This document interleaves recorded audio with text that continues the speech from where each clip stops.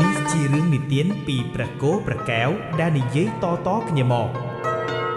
នៅស្រុកលង្វែកមានគ្រួសារមួយរស់នៅពីញាក់ប្តីប្រពន្ធប្រកបរបរជាអ្នកធ្វើស្រែចម្ការនាងប្រពន្ធមានផ្ទៃពោះលុះដល់យប់មួយបានយល់សប្បន្នឃើញថានាងបានចិញ្ចៀនពេជ្រ3វង់មកពាក់ហើយក៏បាត់ទៅវិញនាងភ្ញាក់ឡើងភ័យផងអផងក៏ឲ្យប្តីទៅរកគ្រូទាយមេនុបជាប្តីបានទៅរកគ្រូទាយតាមដំណើរសុបិនរបស់ប្រពន្ធគ្រូទាយក៏គុណគូមើលតាមក្បួនតម្រាហើយក៏ប្រាប់ទៅមេនុបថាបើតាមសុបិននេះល្អណាស់គឺមានអ្នកមានបុណ្យមកចាប់កំណាត់តែត្រូវឲ្យនាងតកុំបរិភោគផ្លែស្វាយខ្ចីបើមិនដូច្នោះនឹងមានគ្រោះថ្នាក់សូមក្មួយចាំសម្គាល់មើលដោយខ្លួនឯងចុះមេនុបត្រឡប់មកផ្ទះវិញក៏ប្រាប់ប្រពន្ធតាមពាក្យដែលគ្រូបានទាយព្រមទាំងហាមប្រពន្ធមិនឲ្យបរិភោគផ្លែស្វាយខ្ចីលុះពពោះបានគ្រប់ខែហើយនាងចេះតែនឹកចង់ស្វាយខ្ចីយ៉ាងខ្លាំងពេលមួយនាងដើររកមើលឃើញផ្លែស្វាយខ្ចីមួយក៏ប្រាប់ឲ្យប្តីឡើងបេះតែមេនុបមិនព្រមឡើងបេះឲ្យដោយធ្វើជាតីចំការបាត់ដោយនឹកចង់ស្វាយខ្ចីខ្លាំងពេករហូតដល់ទ្រាំលែងបានក៏ដើរទៅរកបេះដោយជួនឯងនាងខំប្រវេប្រវាឡើងដើមស្វាយម្នាក់ឯងពេលទៅដល់លើនាងតោងចំមេឃមួយស្រាប់តែបាក់ធ្លាក់ចុះមកដល់ដីស្លាប់មួយរំពេចពេលនោះធ្លាយពោះចេញកូនគោមួយនិងកូនប្រុសមួយពីផ្ទៃរបស់នាង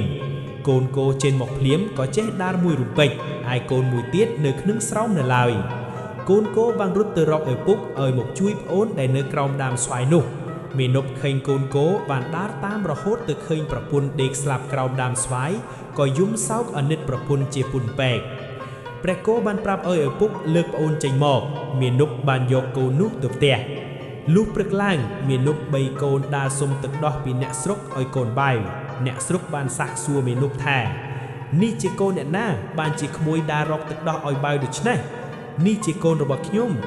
ចុះម្ដាយវាទៅណាបានជាមិនឲ្យវាបាវប្រពន្ធខ្ញុំធ្លាក់ពីលើដើមស្វាយស្លាប់បាត់ហើយក្នុងពោះរបស់នាងមានកូនគោនិងកូនមួយនេះឯងឮដូច្នេះអ្នកស្រុកផ្អើលចោមរោមើលពេលអ្នកស្រុកមកមើលឃើញមេនុប3កូនមួយមានទាំងកូនគោនៅក្បែរផងគេនាំគ្នាឆ្ងល់យ៉ាងខ្លាំងហើយដឹងថាមានកូនកើតមកជាសត្វគោឯម្ដាយបែកពោះស្លាប់ខុសគេឯងដូច្នេះអ្នកស្រុកយល់ថានឹងនាំឲ្យចង្រៃដល់ភូមិស្រុកក៏នាំគ្នាជេរស្ដីតាមវាយបណ្ដេញមេនុបនិងកូនលែងឲ្យមកក្បែរភូមិមេនុបនិងកូនទាំងពីររត់ទៅរស់នៅក្នុងព្រៃឆ្ងាយដាច់ពីគេឯងដោយមិនហ៊ានសង់ផ្ទះសម្រាប់ច្រកកោនអ្វីឡើយមេនុបនាំកូនទៅច្រកតែក្រោមដើមឈើធំហើយដើរបេះផ្លែឈើបរិភោគជាអាហារក្រោយមកព្រះគោព្រះកែវរៀងធំល្មមដឹងក្តីខ្លះថ្ងៃមួយពីអ្នកបងប្អូនចេញមកវាលអ៊ូយបានឃើញពួកក្មេងខ្វៀវគោមួយហ្វូងកំពុងលេងយ៉ាងសប្បាយព្រះកែវបានសុំបងទៅលេងជាមួយពួកគេដែរដោយបោកវ៉ាលីធ្វើជាខ្សែចងព្រះគោលុះដល់ពេលបាយក្មេងៗទាំងអស់នោះនាំគ្នាស៊ីបាយជុំគ្នាឯព្រះកែវគ្មានបាយក៏ដើរទៅសុំគេខ្ញុំសុំស៊ីផងទេអញមិនអោយទេយីអានេះមកពីណាបានជាមកសុំបាយជេស៊ីពេលគេស៊ីបាយរួចព្រះកែវឃើញគ្រាប់បាយនៅជាប់នឹងស្លឹកចេកមួយក៏សុំគេទៀតតែពួកក្មេងៗគង្វាលនោះបានយកស្លឹកខ្ចប់បាយនោះទៅញីចោលរួចដុញដីវាយព្រះកែវចិនទៅ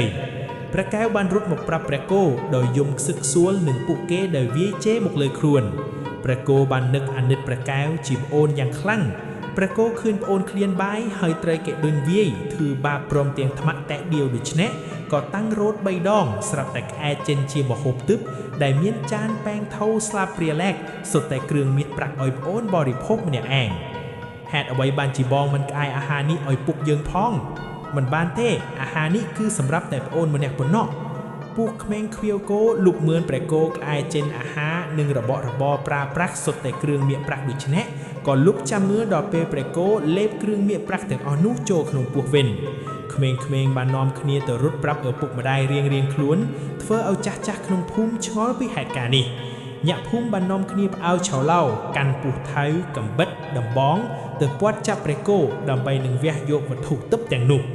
លួមចាប់បានព្រះគោហើយគេដឹកយកមកចងជាប់នឹងដើមកណ្ដោលធំមួយនិងមានមនុស្សផ្អើលមកឈរមើលព្រះគោដោយសេចក្តីងឿងឆ្ងល់ហើយនឹកចង់បានទ្រព្យរបស់របរដែលនៅក្នុងពោះព្រះគោពេលញាក់ស្រុកចូលបំរុងនឹងធ្វើបាបព្រះគោភ្លាមនោះព្រះគោបានឲ្យប្អូនតោងកន្ទុយឲ្យជាប់ហើយក៏ហោះឡើងសណ្ដោះដើមកណ្ដោលរលំបាក់លើពួកញាក់ស្រុកទាំងអស់នោះ ធ ធ្វើឲ្យអ្នកខ្លះត្រូវបាក់ដៃបាក់ជើងបែកក្បាលស្ទើរគ្រប់គ្នាហើយព្រះគោបានស្រែកប្រាប់ទៅអ្នកស្រុកដែលត្រូវរបួសថាឲ្យយកដើមកណ្ដោលទៅដាំផឹកនឹងជាវិញហើយពេលឮដូច្នេះអ្នកខ្លះបានកាប់យកឫសកណ្ដោលទៅដាំផឹកដើម្បីព្យាបាលរបួសខ្លួនស្រាប់តែជាសះស្បើយ៉ាងស័ក្តិសិទ្ធិមែនក៏នាំគ្នានឹកដល់ព្រះគោដែលមានឫទ្ធិបារមីខ្លាំងពូកែនិងលែងហ៊ានបៀតបៀនព្រះគោទៀតព្រះគោបានហោះទៅនៅក្នុងព្រៃដ៏ជ្រៅឆ្ងាយពីភូមិស្រុកនានាហើយរស់នៅតែពីរអ្នកបងប្អូនក្បែរស្រះទឹកមួយយ៉ាងល្អនិយាយពីឪពុករបស់ព្រះគោព្រះកែវបាត់កូនមិនឃើញត្រឡប់មកកន្លែងដើមវិញក៏ខំស្រែកហៅជុំវិញទីនោះមិនឃើញសោះមាណពនឹកកូនឥតឧបមាបានដើររកស្ទើរគ្រប់ទីកន្លែងមិនឃើញទៀតមាណពធ្វើដំណើរចេញពីទីនោះដើរស្វែងរកកូនដោយក្តីវិលវល់បំផុត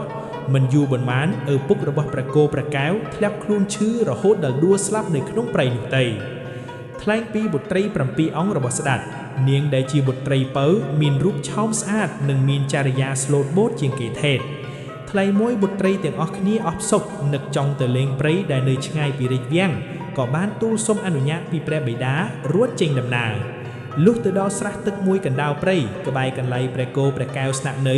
បុត្រីស្ដេចទាំង7អង្គនិងពុកហែហុំទាំងឡាយនាំគ្នាឈប់សម្រាកនិងងូតទឹកលេងសប្បាយក្នុងស្រះទឹកនោះ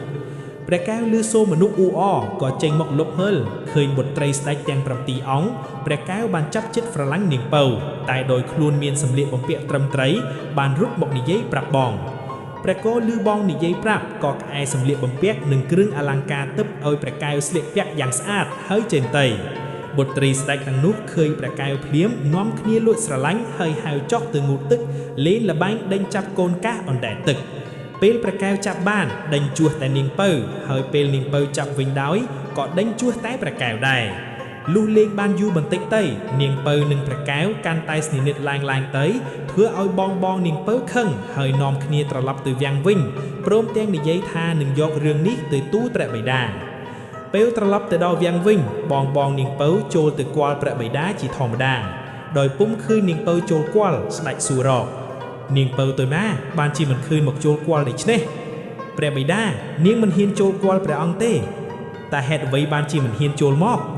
ព្រះបិតាពេលទៅស្រង់ទឹកលេងនោះនាងបានប្រឡែងលេងជាមួយបុរសម្នាក់ដោយគ្មានខ្លាចក្រែងព្រះអង្គឡើយ